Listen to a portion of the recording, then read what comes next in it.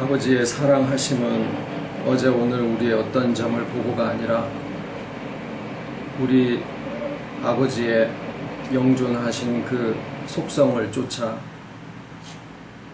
참 변함없는 그 사랑 가운데 우리를 두셨사오니 아버지 감사드리고, 저희들의 믿음이 이미 우리에게 허락하신 모든 구속의 풍성함을 알고 깨달아가는 것이오, 오니 우리가 지금까지 지고 있었던 모든 믿음의 짐과 삶의 무게를 내려놓고 정말 주 안에서 작정하신 그 자유함을 받아 누리는 저희들이 다 되게 하여 주실 것을 오늘도 말씀 가운데 나눌 때에 지혜의 영을 더하시사 풍성하게 하여 주시옵기를 예수님의 이름으로 기도드립니다. 아멘.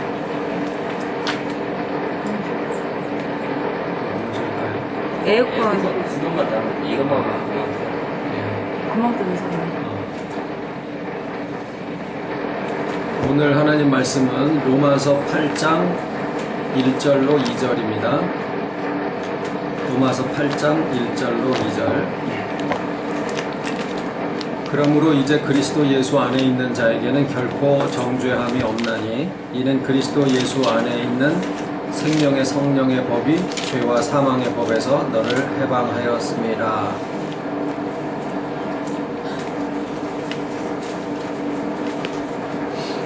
오늘의 제목은 죄로부터의 자유라는 제목으로 말씀을 나누겠습니다.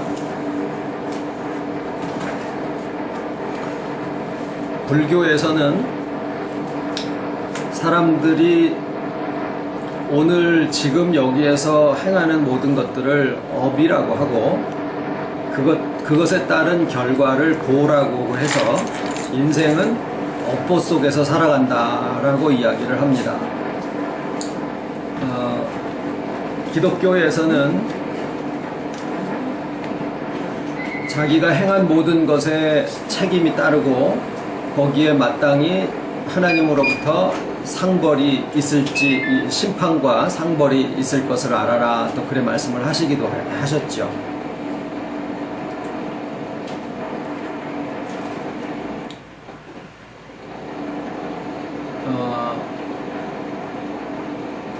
이제 그 잘못 행하는 것들을 우리가 죄라고 해서 기독교에서 가르치는 죄에는 세 가지가 있어서 원죄, 그 다음에 원죄는 조상 때, 그러니까 인류 최초로 그 조상 때서부터 내려온 그 죄라 하고, 그 다음에 유전죄, 부모와 조상 때서부터 내려오는 그런 죄가 우리 안에 있고, 또 자기가 평생도록 짓는 자범죄가 있다라고 이야기를 합니다.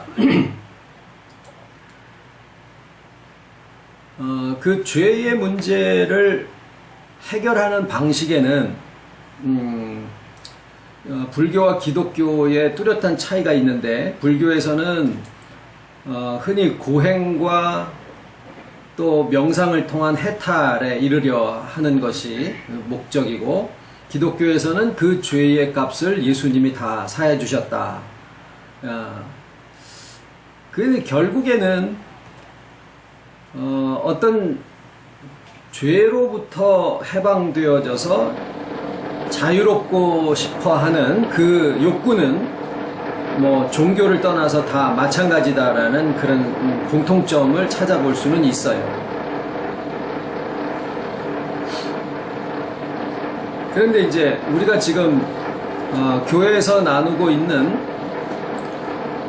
불교에서는 이제 그 고행을 하던 아니면 적선을 하던 아니면은 명상을 하던 어떤 자신의 수고와 노력이 또 앞으로 오는 삶에 대해서 또 좋은 업으로 쌓이게 되고, 그것이 이제 또 좋은 보호로 갚아지게 된다라는 이제 그런 생각에 자신들의 행함과 자신들의 수행 과정을 굉장히 중시하는 데 비해서 기독교에서 말씀하고 있는 예수님이 우리 죄를 다 사해 주셨다라고 하는 그것을 우리가 이제 듣고 알고 내가 어떤 죄를 지었던 그것이 원죄든 또는 유전죄든 자범죄든 간에 주님의 피공로로 단번에 다 사하심을 받았다라고 우리가 가르침을 받았습니다마는 여전히 문제는 남아 있습니다.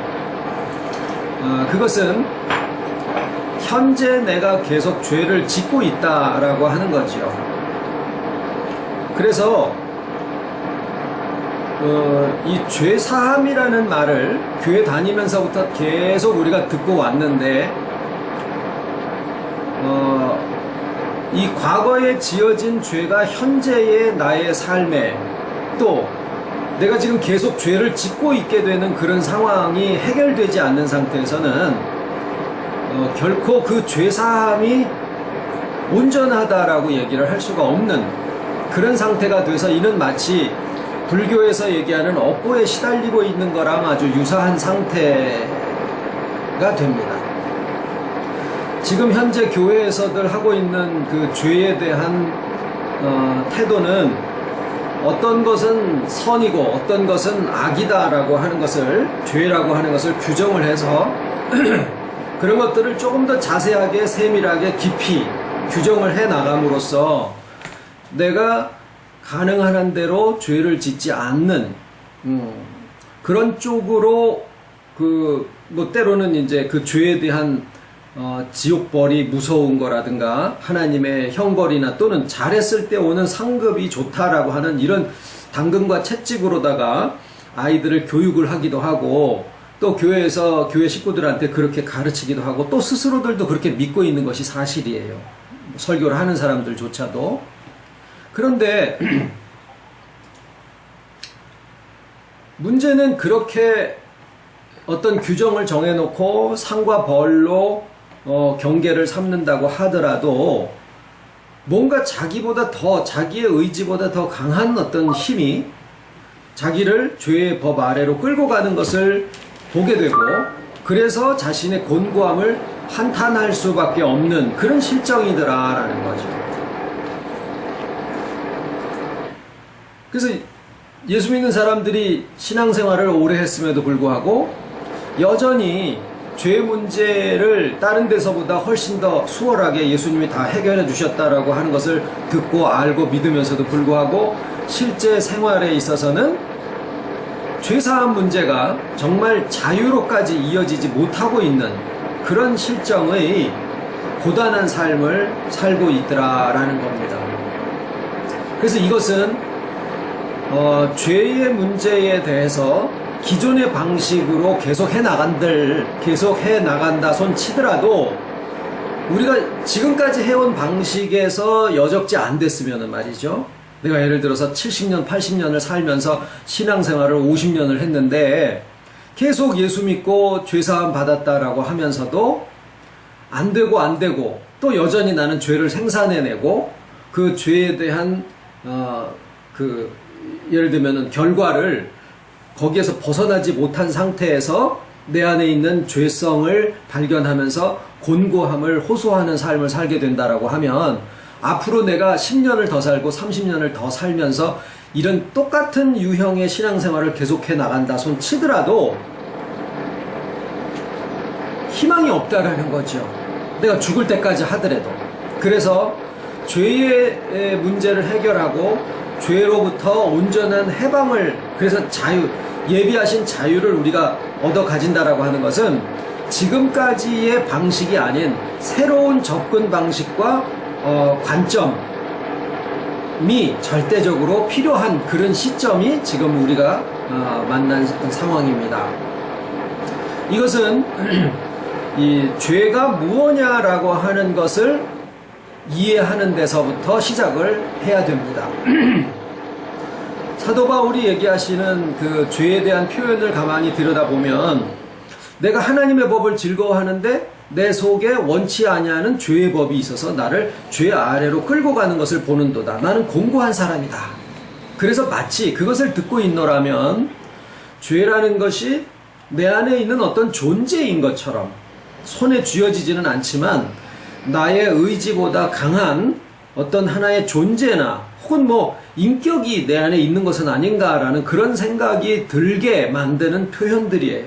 내 속에 있는 죄의 법, 또 다른 법이 있어서 이렇게 얘기를 하는 걸 보면, 그런데 말이죠, 오늘 여기서 말씀드리고자 하는 것은 그렇게 사도 바울이 얘기를 했을지 안 했을지, 왜냐하면 왜 안 분명히 우리가 볼 때는 로마서 7장은 그렇게 들리는 부분이 있어요. 그런데 그렇지 않을 것이다 라고 생각을 하게 되는 것이 오늘 저희가 읽으신 본문 말씀에 그리스도 예수 안에 있는 자에게는 결코 정죄함이 없나니 이는 생명의 성령의 법이 죄와 사망의 법에서 너희를 해방하였음이라 라는 말씀을 분명히 하고 있기 때문에 사도 바울의 관점이 7장에서부터 8장으로 바뀌고 있는 것과 마찬가지로 오늘날 기독교인들이 로마서 7장에서 언급하고 있는 사도 바울의 관점 속에 여전히 있는 것은 아닌가, 8장에서 얘기하고 있는 이 관점은 도대체 무엇인가, 이런 어떤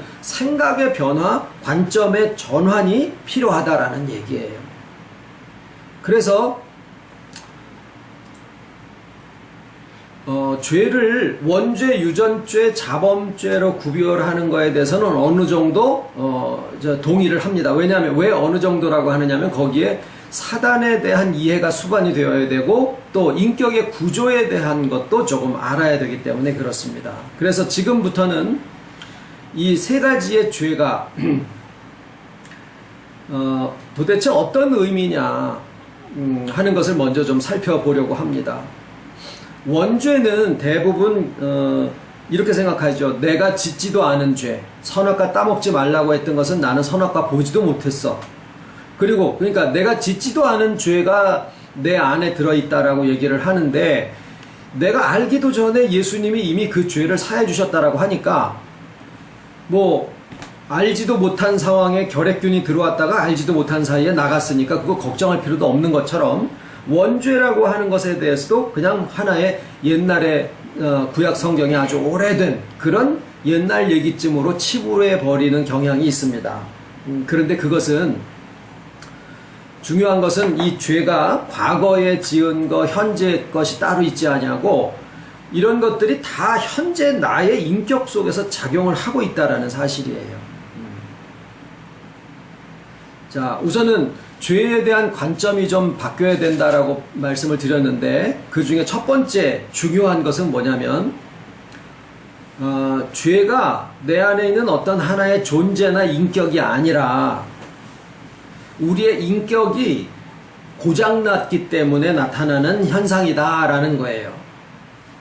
내가 이기지 못하는 어떤 존재가 내 안에 있어서 나를 죄 아래로 끌고 가는 것이 아니라, 그렇게 표현이 되어 있지만 그게 아니라 원래는 그렇지 않은데 장애인처럼 내 인격이 고장이 난 거예요. 보이지 않는 인격이지만 그게 장애를 입어서 내가 온전하게 행하고 싶어도 온전하게 행하지 못하고 있는 거다라는 거죠. 그것이 죄의 형태로 나타나게 된다라는 거예요. 다리가 불구이거나 또는 정신지체가 있는 사람한테 보폭의 크기와 그 다음에 빠르기를 하나의 법으로 정해서 그것에서 어긋나면은 너는 죄인이다라고 지적하는 거나 마찬가지라는 거예요.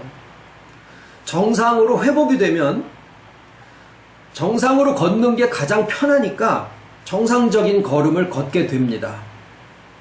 우리의 코가 고장이 나는데 코가 제대로 회복이 되잖아요. 냄새를 맡지 말라 그래도 가만히 있어도 무슨 냄새, 뭐가 탄내가 나, 이렇게 냄새를 맡게 되는 것처럼, 인간을 본래 하나님의 형상대로 지으셨기 때문에 하나님이 사랑이신 것을 우리가 알진대는, 하나님의 형상대로 지어진 우리도 본래는 사랑하지 말라 그래도 사랑하는 존재로 지어진 거예요. 지금은 내 허파가 고장이 나가지고 1분에 19번 정도의 숨을 쉬어야 되는데 굉장히 가쁘게 쉬든지 아니면은 숨을 한 번 쉬기가 굉장히 힘들든지 그럴 때는 기계의 도움을 받든지 법적으로 정해서 먹는 것, 자는 것 이런 거를 규정을 해놓는 것처럼, 우리가 몸에 이상이 있거나 인격에 이상이 있으면 법으로 정해서 온전한 것을 지정해 주더라도 그것을 행하기가 굉장히 어려워요. 마찬가지로 우리가 본래 사랑하게 되어 있는 존재라고 하더라도 인격이 고장나 있기 때문에 그 고장난 인격 때문에 사랑을 하려고 그러면 굉장히 힘들어요. 본성을 거스리는 것 같아. 네. 그게 죄의 형태로 나타나게 되는 거라는 거죠. 그러면은 희망은 뭐냐면, 우리의 본질은, 우리의 본성은 사랑의 본체이신 하나님의 형상을 따라 지어진 존재이기 때문에 우리의 원래의 모습은 사랑하지 마라 그래도 사랑하는 것이 그냥 숨쉬고 아무 생각 없이도 그냥 심장이 뛰는 것처럼 우리가 나도 모르게 그냥 사랑하는 그런 존재로 살아가게 되어 있다라는 게 첫 번째 좋은 점이고, 두 번째는 우리가 주 안에서 회복되면 그냥 내가 원하는 것을 하는데 그것이 하나님의 뜻에 맞게 사랑하면서 사는 존재가 되어져서 주님이 가르친 새 계명을 그냥 나의 본성처럼 해나갈 수 있다라는 그러한 희망이 우리에게 있게 됩니다. 이 관점의 변화는 기독교의 신앙생활을 오래 했고 적게 했고 간에 신앙생활을 하는 데 있어서 아주 엄청나게 중요한 생각의 전환이에요. 어떤 전환이냐? 내 안에는 내 힘보다 강한 죄의 본성이 있어. 이거 경험상으로 나온 얘기들이에요. 이렇게 생각하는 거하고, 그 다음에 지금은 그게 아니라 우리가 죄 아래로 끌려가는 것은 장애인더러 왜 빨리 못 뛰어? 그러면은 자기가 빨리 뛰고 싶은 마음이 있지만은 안 뛰어지는 거예요. 가다가 자빠지기도 하고. 그게 마치 자기 의지보다 강해 보이는 거죠. 내가 원하는 거는 빨리 뛰어가는 거예요. 그런데 내 안에서 빨리 뛰지 못하게 하는 어떤 법이 있더라 라고 얘기하는 거랑 같다라는 거죠. 죄는 인격이 변형되거나 변질되어져서 나타나는 일종의 장애 현상이다 라고 보신 것이 주님의 시각이고, 오늘날 우리가 그 관점이 필요하다라는 거예요. 그러면 주 안에서 회복되어지면 당연히 하나님이 우리를 처음에 만드신 것과 같이 사랑하는 존재로, 새 계명은 지키려고 억지로 애를 써서 지켜지는 게 아니라 본성이 회복이 되어지면 우리가 새 계명을 그냥 지키려고 해서가 아니라 그냥 살아가는 것이 그 새 계명에 지켜지는 그런 존재가 된다라는 거죠. 이거는 굉장히 큰 생각의 변화가 아닐 수가 없습니다. 자, 그러면은 죄가 무엇이냐라고 하는 것을 얘기를 할 때, 죄가 우리 안에 있는 존재라든가 신학자들의 큰 궁금증 중에 하나가 도대체 최초의 죄가 어디서 들어왔냐라는 거예요. 왜냐하면 창세기에 최초의 죄가 어디서 왔다라고 하는 거에 대해서 직접적으로 언급하고 있는 것이 없기 때문에, 네? 신학자들이 최초의 죄에 대해서 성경에서 발견하지 못하고 있다라고 그렇게 가르칩니다마는,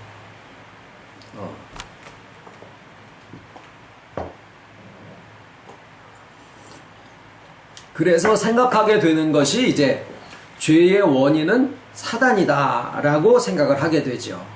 그러면 또 사단은 어디서 왔느냐, 이런 문제로 귀결될 수밖에 없어요.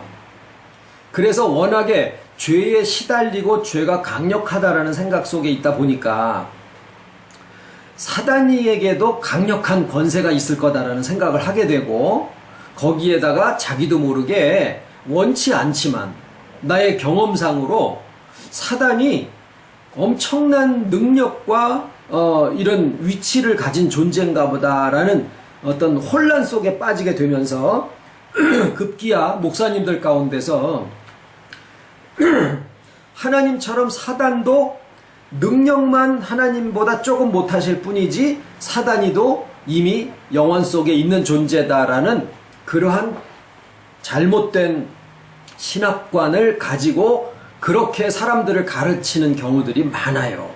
이것은 하나님만 가지고 계시는 자존성, 영원성, 이 자존성을 사탄이에게도 부여하는 엄청난 신학적인 오류를 범하게 되는 겁니다. 여기서 우리가 생각할 것은요, 우리가 전에 영원과 하늘을 구분해서 말씀을 드렸죠. 그 하늘이 영원이 아닌데 사단이 있는 곳은 어디냐? 영원이 아니라 하늘이다라는 사실이에요. 즉 영원에는 사단이가 없다라는 사실이에요. 이게 성경적입니다. 오늘은 그 말씀을 드리려고 하는 것은 아니기 때문에 그것에 대해서 좀 깊이 다루지는 않습니다만, 그것도 굉장히 중요한 관점의 차이입니다. 사단이는 뭐냐? 변질된 사람들 개인에서 나온 그릇된 욕구가 모여서 만든 집합체의 권세자, 그거예요. 그게 사단의 정체입니다.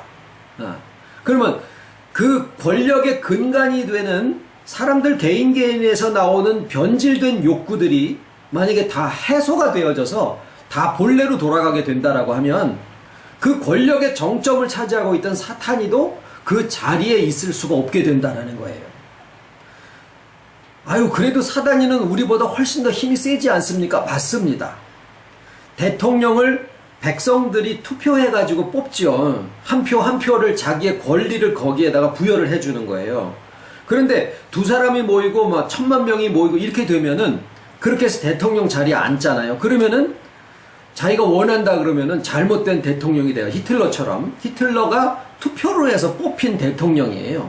그런데 올라가서 변질된 자기 마음을 드러내가지고 그 다음에 막 사람들을 죽이고 막 이러는 권세를 부리잖아요. 마치 사람보다 훨씬 뛰어난 능력을 가진 존재인 것처럼.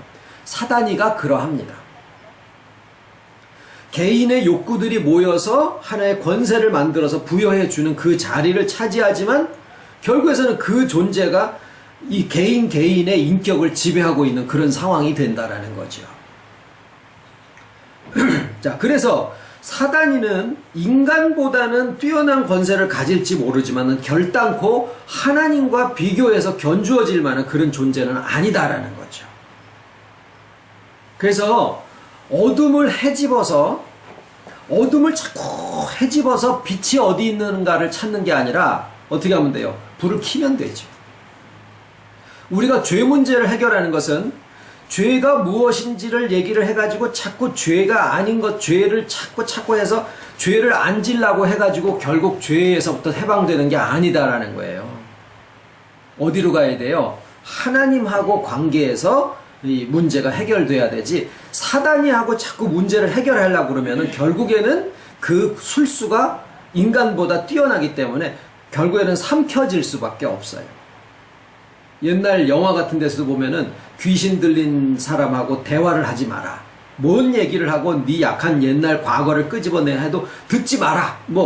뭔가를 아는 사람이 영화들을 만드는 거기 때문에 그래서 우리는 그저 하나님하고의 관계에서 죄 문제가 해결되면 된다라는 거죠.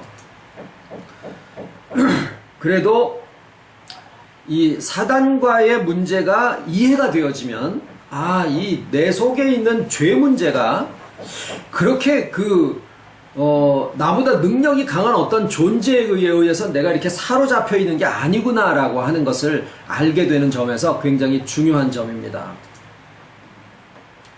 자, 이제 사도 바울이 얘기한 내 안에 있는 죄의 법이라고 하는, 우리가 경험상으로는 죄의 본성이 있다라는 고백들을 하게 되는데, 그 고백들은 아마 신앙생활 하면서 그렇게 어렵지 않게 할 수 있을 거라는 생각을 해요.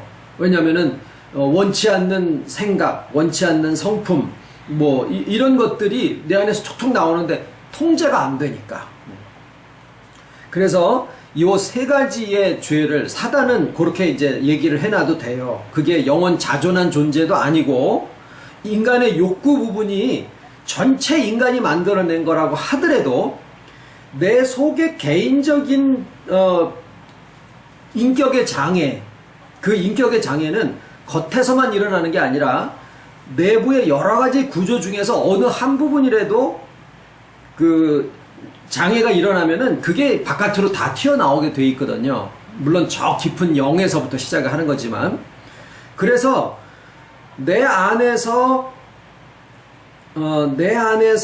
인격이 회복이 되어지면, 이제 그 회복에 대한 범위는 이제 말씀을 드리겠습니다만은, 인격이 본래와 같이 회복이 되어지면 그 어떤 그 권세를 가진 사단의 능력이라고 하더라도 내 안에서 나오는 욕구 부분이 온전해지고 순화되어지고 본래와 같이 회복이 되어지잖아요. 그러면 사단이 세상에서는 나름 역할을 할지 몰라도 회복된 내 안에서는 더 이상 그 사단이 권모술순한 능력을 행하지 못하게 된다라는 거예요. 개인적이라는 거죠. 자, 그러면 이제 세 가지 죄, 첫 번째는 원죄, 그 다음에 유전죄, 그 다음에 자범죄, 이 세 가지를 말씀을 드렸는데, 자범죄부터 먼저 한번 생각을 해보시죠. 자범죄는 스스로 짓는 죄다라는 거예요. 죄를 누가 질까? 우리가 이제 인격의 구조를 쭉 설명을 우리가 드린 적이 있었죠. 그러면 인격의 구조 중에서 내가 죄를 짓는다라고 했을 때 죄를 짓는 장본인이 누굴까라고 하면 난데, 나 중에서도 주로 무엇으로 생각을 하느냐면 의지의 부분에 해당해요. 그러니까 감정이 톡 튀어나오는데 내가 그걸 의지로 통제를 했으면 내가 죄를 안 진 거라고 생각을 한다라는 거죠. 근데 대부분 내 속에서 나오는 혈기나 욕심 이런 것들이 나의 의지보다 강하게 튀어나와 버리니까 결국 자범죄의 대부분은 약한 의지 부분에 해당하는 것들이더라라는 것을 우리가 관찰할 수가 있어요. 그런데 말이죠. 그런데 이제 한 가지 예를 들어서 욕심이라든지 아니면은 혈기를 예를 한번 들어보시자고요. 혈기를 죄라고 생각하는 시절이 있었습니다. 근데 사람이 살다 보면 혈기를 안 낼 수가 없는 그런 상황들이 있거든요.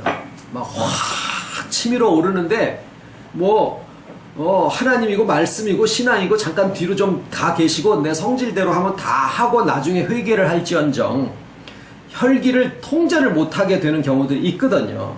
잔잔한 짜증 이런 것들은 말할 것도 없고, 그러면은 이제 돌이켜서 마음이 좀 진정이 되고 나면 내 의지가 그것을 통제를 못했구나 라는 자책 속에 시달리게 됩니다. 들은 게 있으니까. 그런데 여기서 얘기 드리는 거는 의지하고 감정은 별개의 다른 가지라는 거예요. 이게 서로가 서로를 통제하게 되어 있는 게 아니라는 거죠. 그러면은 감정이 어떻게 움직여지든 간에 그냥 내버려 두라라는 얘기로 들려지면은 곤란하죠. 그래서 이 세 가지의 죄는 실은 분리된 게 아니라 하나인데, 자범죄 부분에서 또 한 가지는 생각 속에서 뭐가 톡톡 튀어나오는 거예요. 감정은 그 다음이고, 감정이 뒤집히는 건 그 다음이고, 뭔가 생각이 툭 튀어나오면은 거기에 대한 이 화답처럼 이게 화가 확 난다든가 이렇게 되는 거거든요. 그러니까 그 전에 먼저 생각의 씨가 툭 튀어나오는 거예요. 이거는 그야말로 통제를 할 수가 없어요.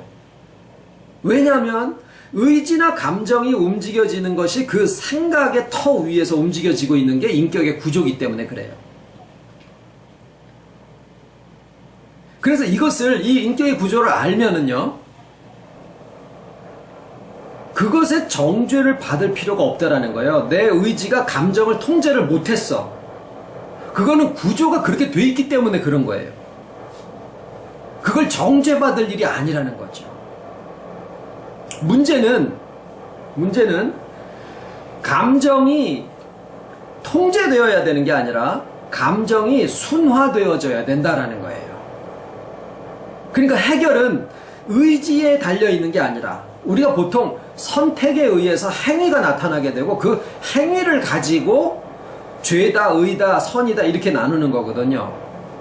그러니까 주로 우리가 정죄를 받는 것은 나의 의지가 통제를 못하고 있다는 거에 대해서 내가 안타까워하고 정죄하고 스스로를 구박하고 이제 이러는 부분인데, 그렇게 의지가 통제를 해야 된다라고 생각했던 나의 감정 부분이나 감정 부분은 서로 다른 가지기 때문에 통제되어지는 게 아니라는 거고, 생각 부분은 의지보다 더 근본에 해당하는 부분이기 때문에 연꼬리를 가지고 연얼레를 바꾸는 게 아니라 연얼레를 뒤집어서 연꼬리의 흔들림을 조절하는 거거든요. 그렇게 원인과 결과로 보면은 생각이 원인이고 의지나 감정은 결과예요. 그러니까 의지로 내 생각이 통제가 되지 않는다. 그거는 구조가 그렇게 돼 있는 거라는 거예요. 간이 안 좋으면 눈이 노래지는데 눈을 하얗게 안약을 발라가지고 바꾼다 그래서 간이 좋아지는 게 아니라는 거예요. 간을 고쳐야 눈이 노래진 게 황달기가 없어지는 거죠. 그래서 자범죄 부분에서 한 90% 부분은요, 나머지 90% 부분은 통제되어지지 아니하는 감정을 또는 생각을 의지가 통제해야 된다라고 그렇게 잘못 가르침을 받았기 때문에 생기는 현상들이더라라는 거예요. 감정은 순화되어져야 되고 이성의 결정은 지혜로워져야 돼요. 문제는 생각인데, 생각은 의지나 감정 부분보다 더 밑에 있는 부분이기 때문에 생각이 온전해지려면 자범죄의 문제가 아니라 이 생각 부분은 그거보다 더 밑에 있는 부분, 다시 말하면 사고방식, 인식의 체계, 거기와 연관되어지는 부분입니다. 그래서 자범죄 부분은 올바른 가르침과 그 다음에 인격의 구조를 알면 정죄하지 말아야 될 거를 내가 지금까지 괴로워하고 있었다라는 사실을 알게 되면서 자범죄 부분에서부터 많이 노임을 받을 수가 있어요. 근데 거기서 끝나면은 자유방임으로 흐르는 것처럼 들려지기가 쉬운데, 거기에서 유전죄 부분을 우리가 생각을 해봐야 됩니다. 유전죄는 조상 때부터 내려오는 거예요.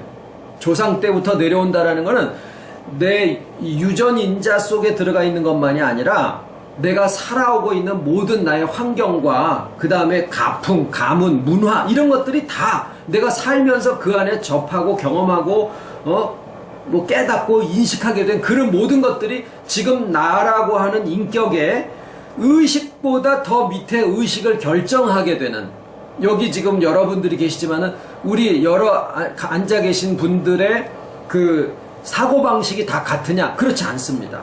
물론 말씀에 의해서 많이 유사하게 비슷하게 되어져 있는 부분이 있지만은 살아온 경험 속에서 가지게 된 인식들이 다 다르기 때문에 우리들이 어떤 상황에 있을 때 대처하는, 생각하는 또는 거기에 대해서 감정적으로 나오는 이런 게 다 달라요. 왜?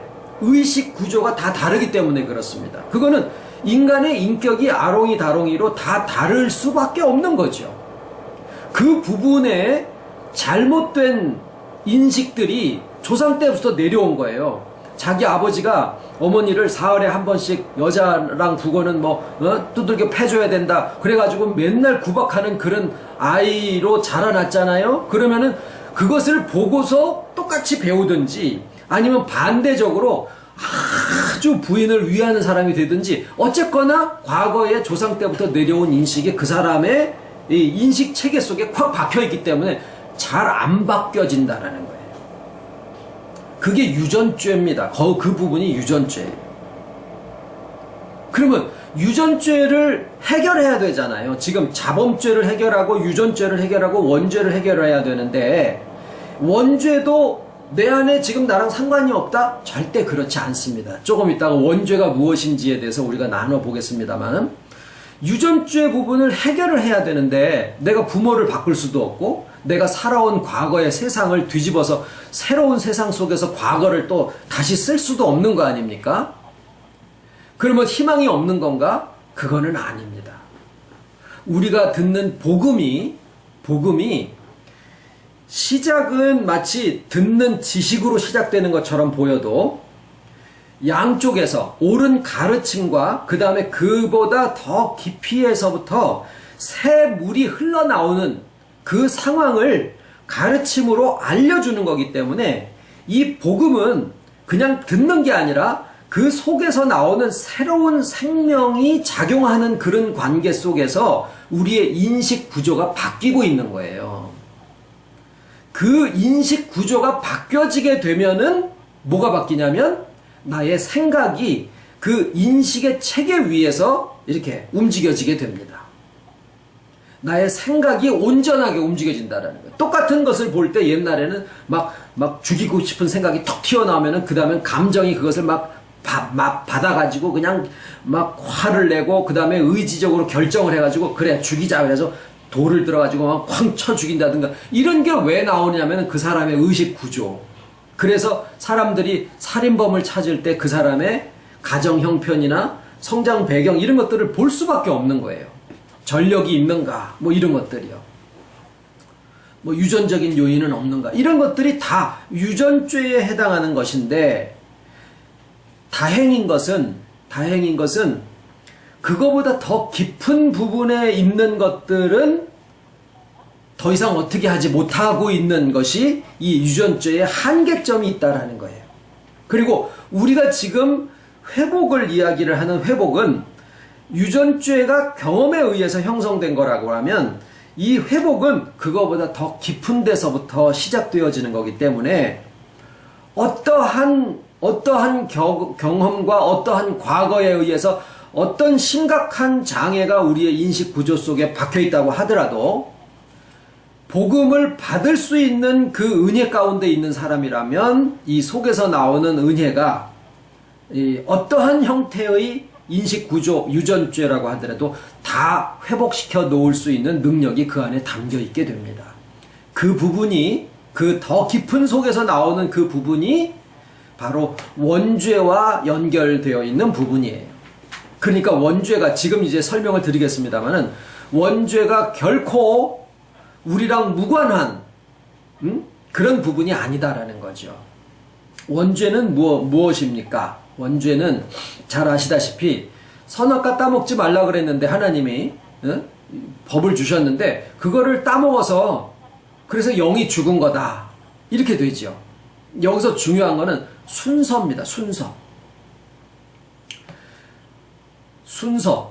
그러니까 선악과를 따먹었기 때문에 영이 죽었다라고 하는 게 오늘날 기독교에서 다 그렇게 가르치는 바예요.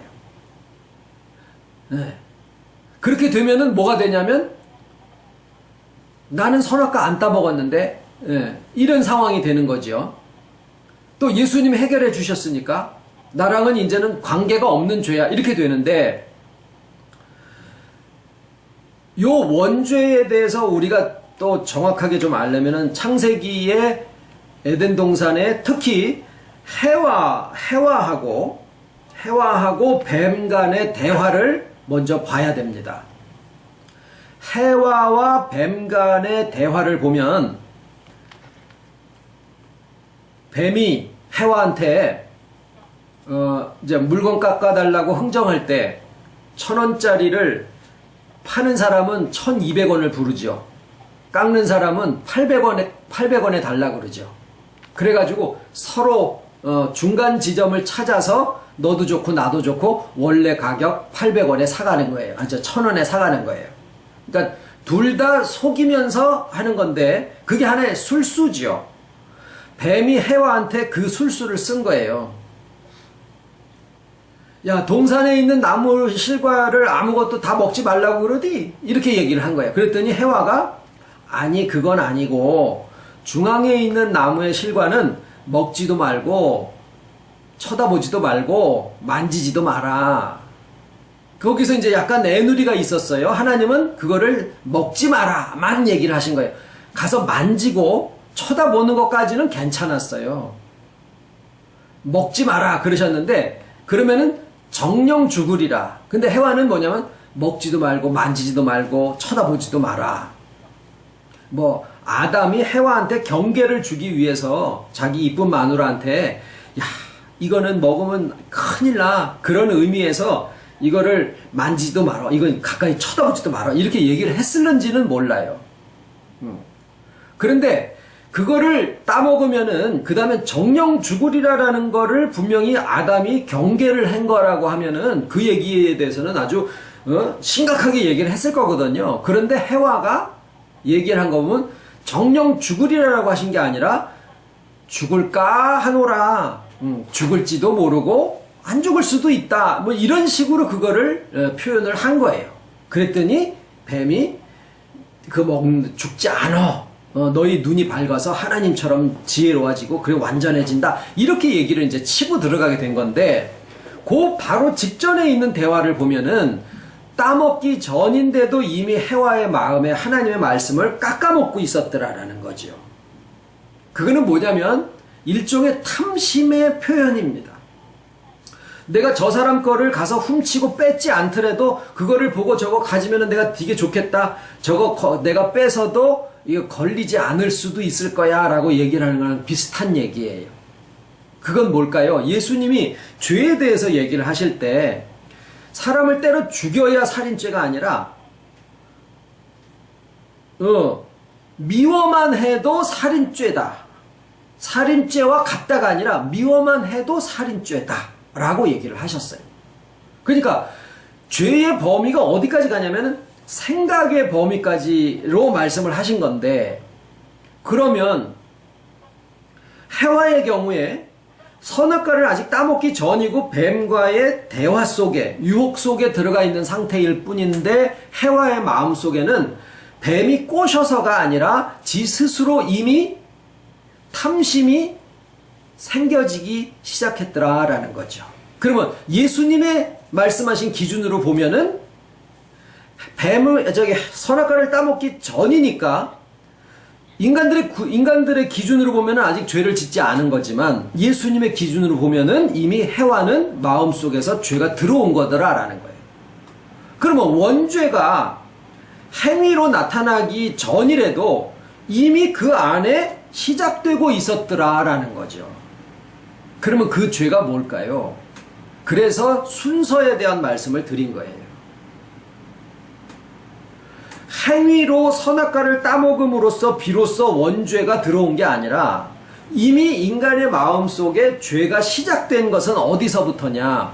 그것을 이해를 하려면 우리의 인격 구조를 다시 봐야 되는데, 인격의 구조 중에서 제일 깊은 인격의 내면이 있고 시공세계를 살아가는 인격의 내면이 있고, 그 다음에 그것과 연합은 되어 있지만 시공세계가 아니라 영원 속에 있는 존재가 영이잖아요. 그런데 이 마음 속에서 일어나는 죄의 근본이 어디서부터 시작이 된 거냐 하면 그 영이 죽은 것에서부터 근거를 두고 시작을 하고 있더라라는 거예요. 그러니까 원인과 결과로 보면 선악과를 따먹은 것은 한참 뒤고 그 전에 탐심이 있었고 그 전에 깊이 들어가서 보니까 영의 죽음이 그 안에 이미 있었더라라는 거죠.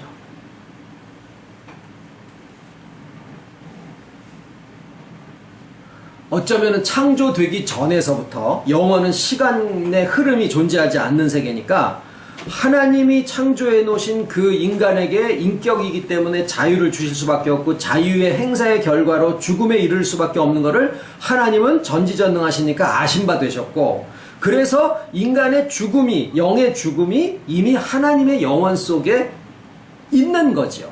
창조와 더불어 죽음이 있고 거기에 주와 연합하는 것이 거기에 이미 다 있었더라라는 거예요. 단지 인간의 믿음의 화답이 필요하기 때문에 시간적으로 몇천 년이 흐르면서 예수님이 오셔야 되고 죽으셔야 되고 또 부활하시는 그 사이에 육체로는 무덤에 갇히셨으나 영으로는 옥에 갇힌 영들에게 전파하시니라, 이런 식으로 연결을 해 놓으셨을 뿐이지 영의 죽음은 영원 속에서 이루어진 일이더라 라는 거예요. 자, 그러면 인간의 인격이 장애를 입듯이 이렇게 삐뚤어져 있더라라는 것이 죄다. 그것이 바깥으로 나온 것이 죄다. 그러면 가장 깊이는 뭘까요? 가장 인간의 인격이 비틀어져 있는 원인은 뭘까요? 영이 죽어 있는 사실이에요.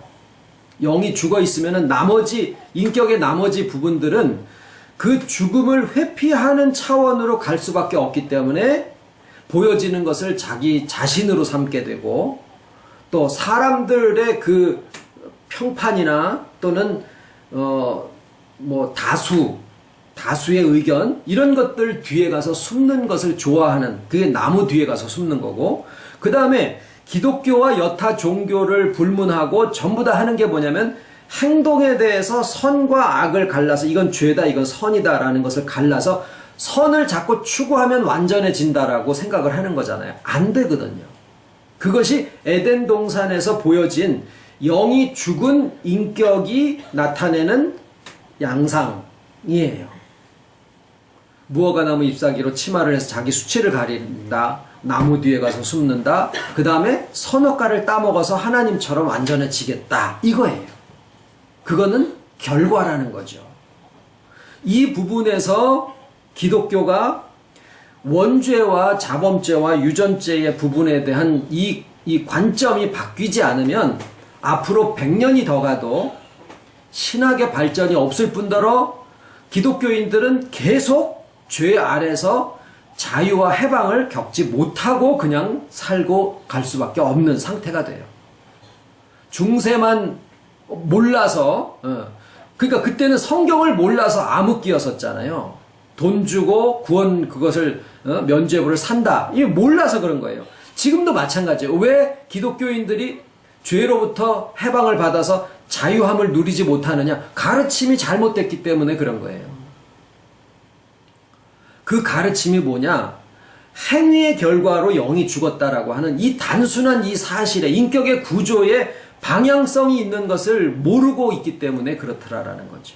조금만 생각해 보면 알 수 있는 건데. 그래서 예수님이 행위 온전한 유대인들에게 가셔가지고 생각의 범위로 죄의 한계를 끌어내리신 거예요. 생각해라. 정죄하시기 위해서가 아니라 생각하게 만드신, 인격의 구조가 어떻게 되어 있는가를 생각해서 결국에 영의 죽음에서부터 이 모든 행동의 장애가 나타나게 된다라고 하는 사실을 알려주시기 위해서 그들에게 하나의 도전을 하신 거더라라는 거죠.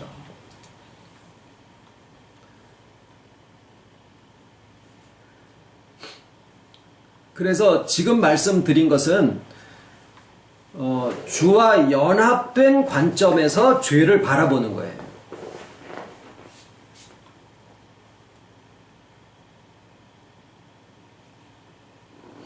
그래서 지금에 와서는 모든 죄의 문제의 해결은 주께서 우리 죽은 영에 연합하심으로 이 영을 소생시켜 주셨다라는 사실로부터 시작을 합니다. 그게 곧 원죄의 해결이에요. 그러니까 우리가 살고 있는 동안에 영이 소생한 것을 알게 되잖아요. 그러면은 원죄 부분도 지금 해결받는 거더라라는 거예요. 물론 그것은 영혼 속에서 일어난 일이지만, 그리고 그것은 극단적으로는 이 사람이 어떻게 살았든지 이 원죄 부분하고는 상관이 없어요. 단지 영이 살았다라고 하는 사실을 우리가 알게 될 때 비로소 영혼으로 이렇게 통해져 나오는 회복의 강물이 우리의 인격을 통해서 흘러나오게 되고 바깥으로까지 그 회복의 결과를 우리가 누릴 수 있게 되는 거죠. 그래서 많은 믿는 사람들이 물론 영이 소생을 받았는데 그것을 가르침을 못 받았기 때문에 여전히 죄 아래서 고생하고 있는 그런 실정에 있더라라는 거예요. 그래서 복음은 복음을 들었기 때문에 영이 살아나는 게 아니라 영이 살아난 사실을 복음이 알려주는 것 뿐이죠. 그리고 그것을 알게 될 때 그것이 우리의 인식을 바꾸게 되고, 인식이 바뀌면 생각이 온전해지고 정서가 순화되고 그 다음에 의지와 결정이 현명해지게 되는 거예요. 그럼으로써 유전죄도 해결되고 자범죄의 본성도 해결이 된다라는 얘기입니다. 그래서 흔히 알듯이 죄 사함을 받았다라는 것은 내가 과거에 무슨 죄 짓고 무슨 죄 짓고 이런 것들을 그냥 무죄 방면했다라는 정도의 의미가 아니라 영의 소생과 영혼의 회복, 즉 인식의 회복, 그 다음에 우리의 모든 혼적인 마음과 감정, 의지 이런 것들이 온전해지고 거기에 따라서 우리의 몸까지 신령한 몸이 있느니라. 그래서 몸까지 변화한다라고 하는 것이, 그러면은 몸이 변화하면은 그 다음에는 아까 어떻게 됩니까? 원래 하나님의 형상대로 지어진 존재이기 때문에 사랑하라고 굳이 요구하지 않더라도 그 사람이 사랑하고 사는 것이 더 편한 그러한 존재로 바뀌게 되어진다라는 거예요. 그것이 하나님의 구속 전반을 포함하는 의미가 됩니다. 거기에 주 안에서 주와 하나 되어 회복된 인격의 자유가 있습니다. 기도드리겠습니다. 고마우신 아버지, 하나님의 형상을 쫓아 우리가 창조되었음이 성경에 분명하게 명시되어 있음에도 불구하고 우리는 살면서 경험한 바대로 우리의 속에 죄의 본성이 있어서 우리가 그것을 이기지 못하고 그저 나는 악한 존재라고 스스로를 구박하고 이제까지 살아오고 또 그렇게 가르침을 받고 가르쳐 오고 있었사온데, 참 복음이 우리에게 참 복음인 것은 주께서 이 모든 회복의 역사를 영혼 속에서 이루어 주시고 또 복음으로 우리에게 알려주시고, 그래서 우리의 인격을 통하여서 모든 생수의 회복의 강물이 흘러나와 우리의 삶에까지 만국을 소성할 수 있는 그 사랑의 존재들이 본래와 같이 회복되게 해 주심을 아버지 감사를 드립니다. 몰라서 죄 가운데 고생하고 있고, 몰라서 공산주의에 빠져 있고, 몰라서 스스로를 정죄하고 있었지만 이제 우리에게 알려주신 모든 복음이 우리 안에 이미 시작된 해방의 역사가 우리로 하여금 진정한 자유 속에서 이 땅의 삶과 또 영원한 삶을 함께 누릴 수 있도록 이끌어 주심을 감사를 드리고, 때를 얻든 못 얻든 아버지의 택하신 자녀들에게 누군지도 모르지만 우리가 만나는 모든 이들에게 아버지의 회복의 복음들이 전파되기를 간절히 사모하며 모든 말씀을 예수님의 이름으로 기도드립니다. 아멘. 아멘.